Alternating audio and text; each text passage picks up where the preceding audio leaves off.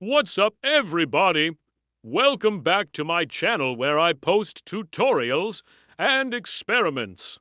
And today we're gonna be talking about what I would do if I had my very first $1,000. I feel like this is a question that gets asked all the time. People always want to know, how would someone start investing? What would they do with their very first $1,000? And it's really interesting to think about this because everyone has their own different opinion. I have some friends who would just jump right into crypto.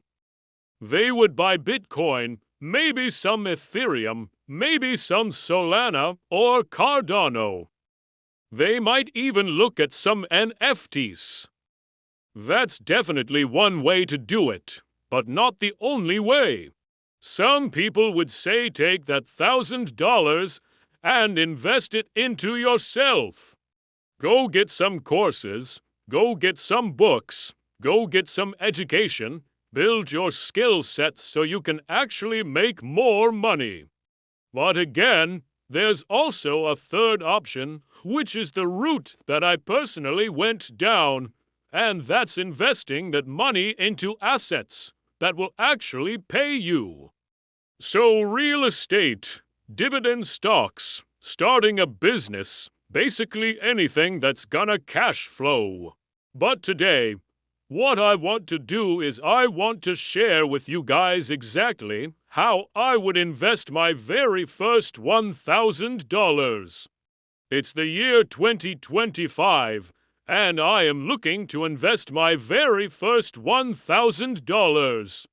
Now, before we dive into this video, please don't forget to give this video a thumbs up. It really helps out with the YouTube algorithm, and also consider subscribing. Let's see if we can hit 1 million subscribers by the end of 2023. If you are interested in signing up for Momo, please use my link down below in the description. You'll get $10 of free Bitcoin when you sign up, and also 30% off any monthly subscription. So, without further ado, let's get straight into it. How would I invest my very first $1,000?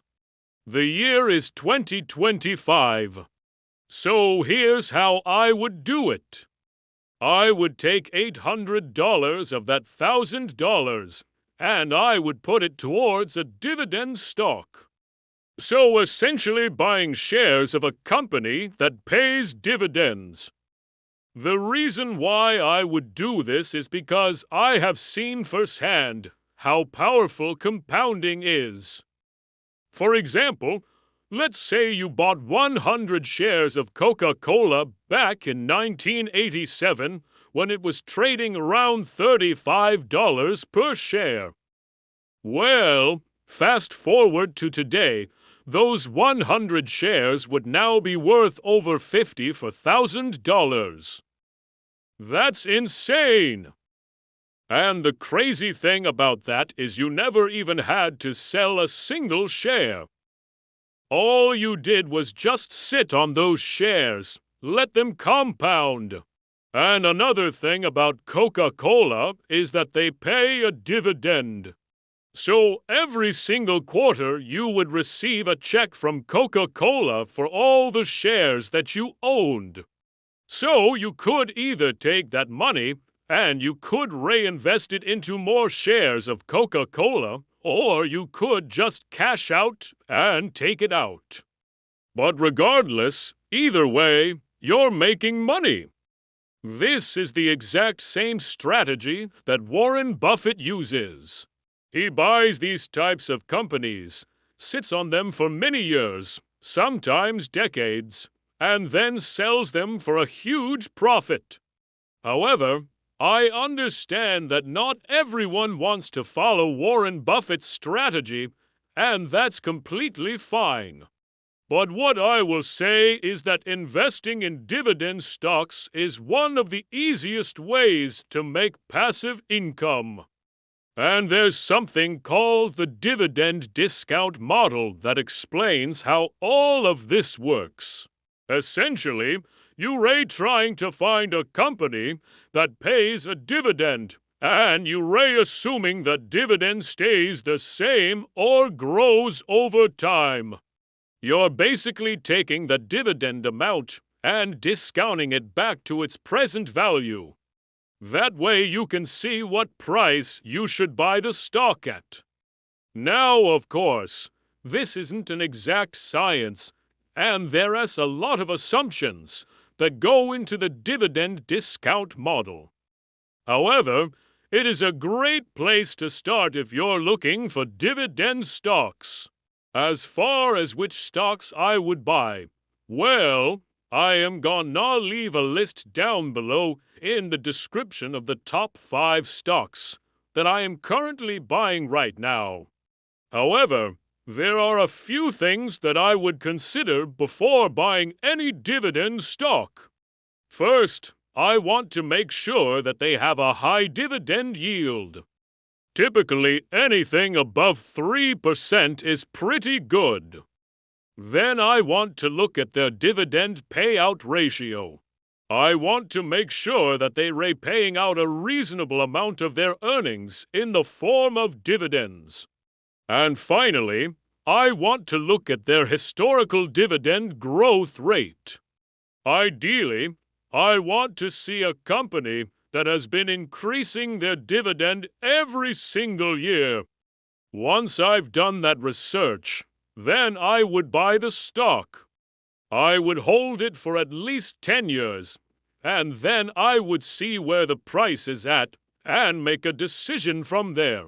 Now, as far as the $200 that's left over, what I would do is I would take that and I would try to invest it into myself.